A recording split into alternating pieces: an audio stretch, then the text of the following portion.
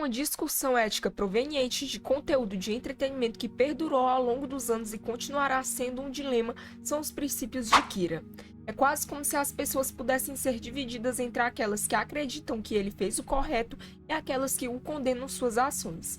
No entanto, penso que dentro de toda a filosofia assassina apresentada nessa obra, há nuances que podem se perder, resultando em uma simplificação. De qualquer forma, ele era simplesmente um indivíduo com poder, e é precisamente sobre isso que desejo abordar neste vídeo, a separação entre o ideal e a execução de sua jornada. No final, pode-se compreender que, de fato, Light Yagami sempre esteve certo, mas ele nunca conseguiu isso. Para iniciar, abordemos especificamente os 2 primeiros episódios da narrativa. Estes estabelecem as bases para toda a série. É perfeito desde o início, demonstrando que Light buscava purificar o mundo da escória, utilizando o caderno para eliminar criminosos e transformar a sociedade em um lugar melhor.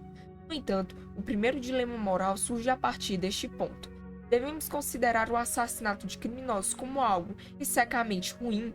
A resposta é que um assassinato será sempre um ato imoral, não importa como você o analise. Contudo, é evidente que Maquiavel nunca afirmou explicitamente a frase "o fim justifica os meios". Ao revisar sua obra, O Príncipe, percebemos que essa frase poderia ser uma síntese precisa do livro. É ingênuo acreditar que buscar pelo bem deve estar estritamente vinculado aos meios moralmente corretos. Devemos lembrar que a moralidade e política não são conceitos que caminham sempre lado a lado.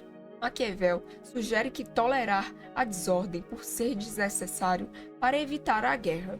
Light Yagami, de uma perspectiva japonesa, teve uma visão tolerante, até mesmo criticando os excessos, apesar das taxas de criminalidade no Japão não serem tão altas quanto a outros países. Ao revisitar a história e observar métodos semelhantes a outros países como o México durante o governo de Porfírio Dias, que executou criminosos para obter um período de paz, ou admirar a baixa taxa de criminalidade em Singapura, devido à pena de morte e à falta de tolerância ao crime, que a eliminação dos criminosos é um dos argumentos mais comuns nessa posição. E desse ponto, estabeleceremos bem o ideal de Light, que buscava sempre o bem maior.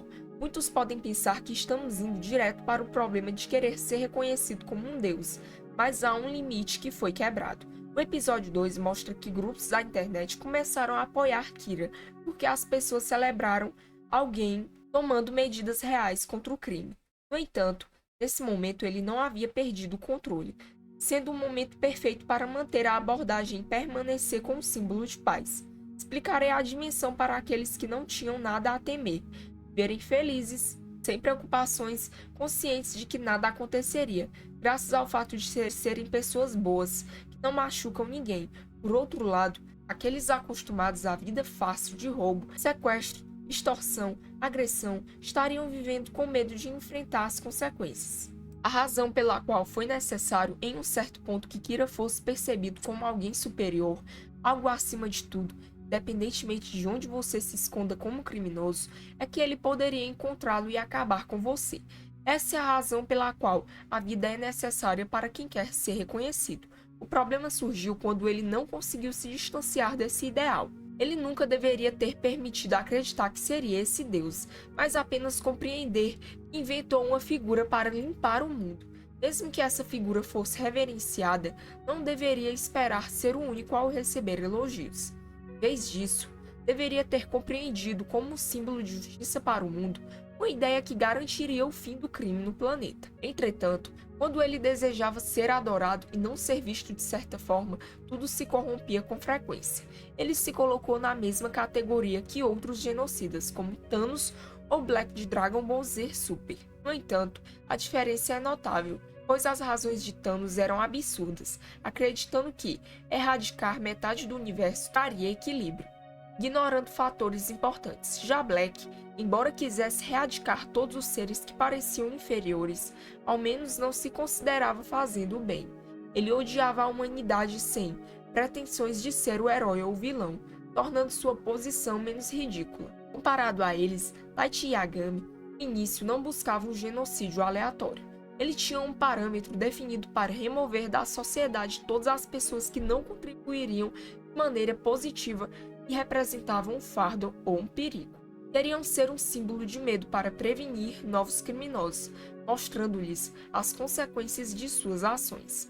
No entanto, tudo se corrompeu quando abandonou esse ideal em busca de reconhecimento divino, recebendo elogios e sendo visto como alguém além da humanidade. Ele perdeu o propósito de corrigir o mundo, conforme inicialmente pretendia. Agora, gostaria de ouvir sua opinião sobre Light Yagami e suas ideias. Compartilhe seus pensamentos na caixa de comentários. Se inscreve no canal e ative as notificações.